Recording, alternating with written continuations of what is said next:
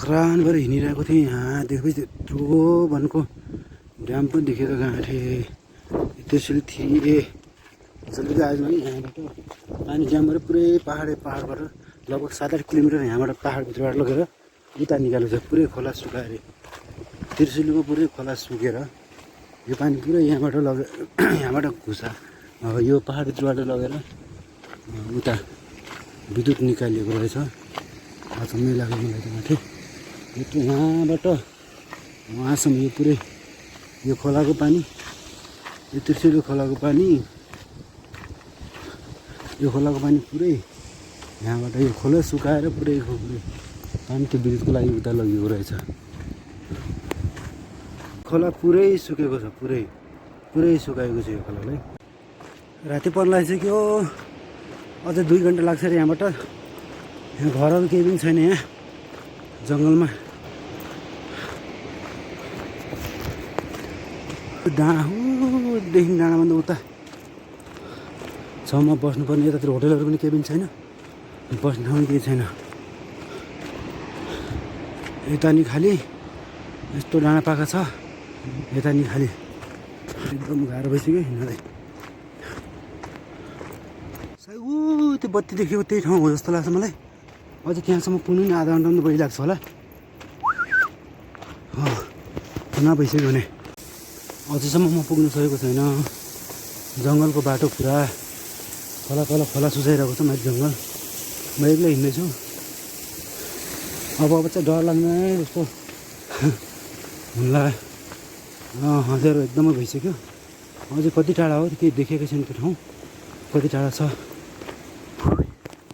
जङ्गलको बाटो पुरै भिर छ, यता कोही बस्ती केही पनि छैन, तल खोला छ। बल्ल यहाँ नजिक पुग्यो, बल्ल सास आयो। आमा म त तनावमा थिएँ भने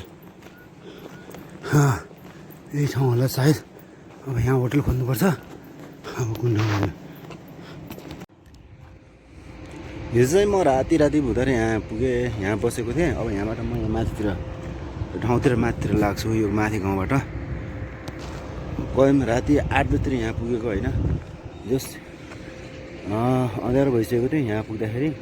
यहाँ पुगेर यो ठाउँमा त्यो दाइले बाँस दिनुभयो। त्यो बाँस दिएपछि म यहाँबाट यहाँ बसेर यहाँबाट म आफ्नो त्यो बाटो गएर त्यहाँबाट माथिबाट त्यहाँ लाग्छु उता त्यो माथि यो रोड भएर माथि त्यो डाँडामा चढेर त्यहाँबाट म उता लाग्छु। जस धन्यवाद यो दाइलाई, धेरै धन्यवाद। राति अब बाँस दिनुभयो। होटेल त होइन रहेछ, त्यही पनि मलाई यहाँ बाँस दिनुभयो, धेरै धन्यवाद। यहाँ पनि एउटा हाइड्रो बन्दैछ, यहाँ उतापट्टि एउटा हाइड्रो बनिरहेको छ। अनि यो खोलामा चाहिँ हाइड्रो छ। त्यो बाटो चाहिँ उता यहाँबाट यो जुन खासमा यो केरुङ करिडोर चाहिँ यहाँबाट छ भने माथि धुन्चेबाट पनि जान्छ बाटो। तर सर्टकट छोटो बाटो चाहिँ यो बाटो रहेछ यहाँबाट जानलाई। खुसी लाग्यो। यो दाइले धेरै धन्यवाद जानिदिएको। अब यहाँसम्म आउने यति गाह्रो भइसक्यो। त्यो माथि गाउँ पुग्नु भने चाहिँ त्यहाँ जान कम्तीमा मलाई 1 घन्टा लाग्छ होला अझै। थाकी चाहिँ खुट्टा दुखिसक्यो पुरै। हिँड्नु पऱ्यो, 1-1.5 घन्टा त लाग्छ त्यो गाउँ पुग्नुलाई। त्यहाँबाट पुगेर फेरि त्यहाँबाट हुँदै यो माथि गाउँ गएर त्यहाँबाट फेरि त्यो डाँडा माथि उता त्यो डाँडा उता जान्छु। हेरौँ।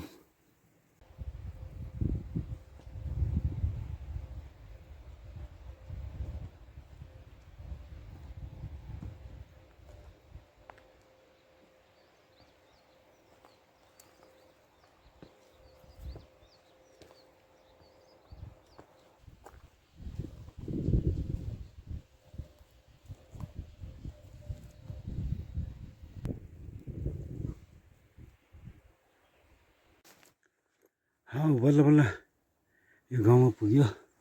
यो गाउँको नाम चाहिँ ठुलो हाँकु भन्ने रहेछ। यो गाउँको नाम चाहिँ ठुलो हाँकु। यहाँ चाहिँ सबै तामाङ बस्तीहरू रहेछ होइन। यहाँ यो गाउँमा यो एरियामा चाहिँ यो गाउँमा पुरै तामाङहरू छ। त्यो पारी गाउँमा पनि तामाङहरू छ अरे। हिँड्दै गर्दाखेरि पुरानो घरहरू भेट्यो। यहाँ पुरानो डिजाइनको घरहरू तर खाली छन्, मान्छेहरू कोही बस्दैन। पुरानो डिजाइनको घरहरू।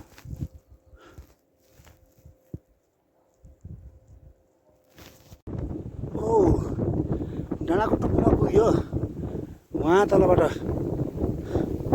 त्यहाँबाट ऊ त्यो गाउँ गएर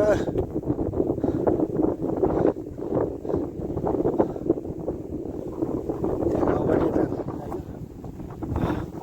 टुप्पोमा पुग्यो यहाँ चाहिँ गुम्बा जस्तो रहेछ बल्ल सगरमाथा चढाए जस्तो भइरहेछ भने टुप्पोमा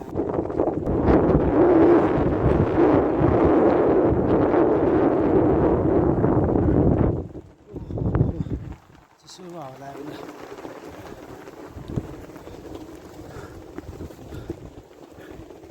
यो सौन्दर्य जस्तो रहेछ यो